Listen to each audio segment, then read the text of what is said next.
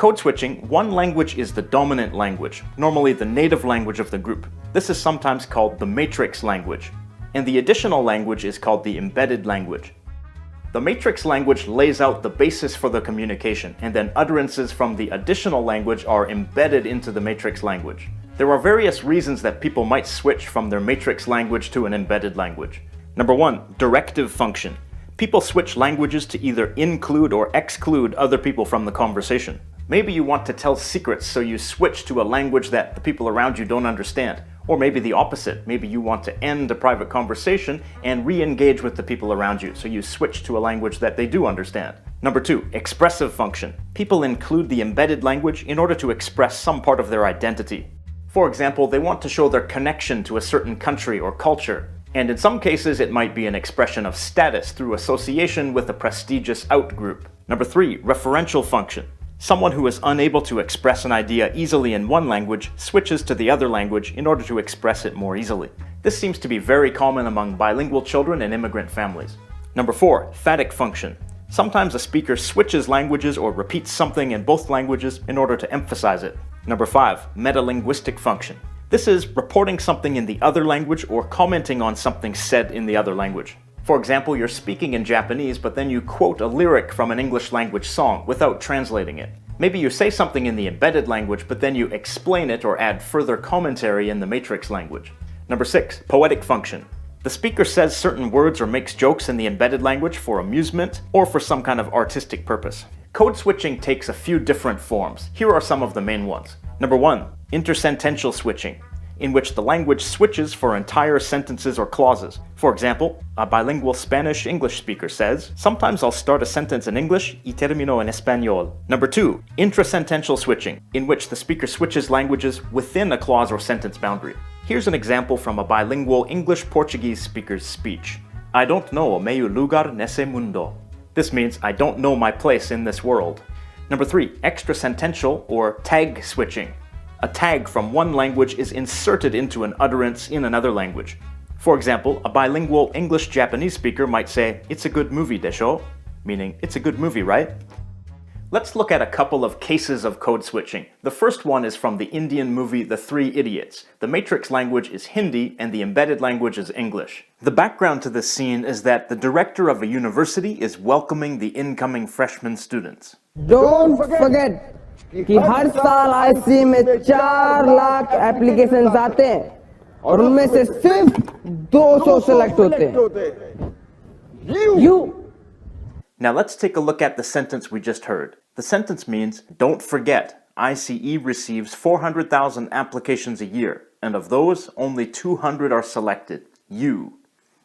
The first clause of this sentence, don't forget, is in English. This is intersentential code switching because the switching occurs at the clause boundary.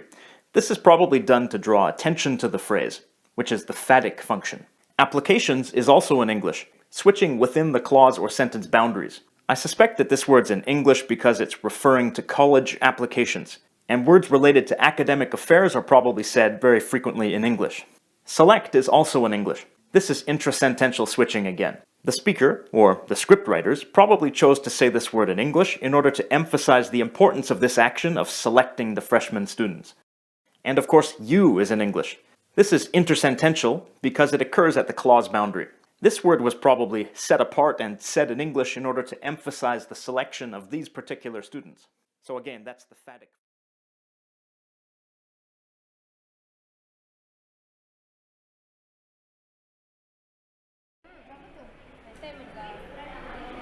Not yet finished. What to do? In the last day, my group giving a lot of work. I have to finish it right now. What? This is group assignment, right? Yalah, tapi group assignment semua orang kena buat, kan? Bukan saya lah. See, all yours, tapi buat seorang saja. Tapi kalau saya tak buat, nanti siapa tak buat? Dia je lah. Then you will get exposed from my lecture.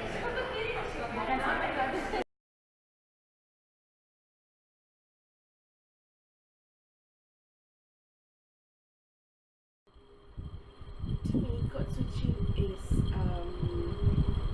an easy way to associate yourself and communicate with people and get to know people that are of your culture and also of other culture but they speak a similar language to you. I usually code switch with my friends, not much with my family, it's usually with my friends and acquaintance, and sometimes if I want a favor from a stranger, I usually code switch in between, like I add Malaysian English, like la and all these expressions, la, and all that, so that I acquire something from them, a help from them, which I will pay back in return, of course.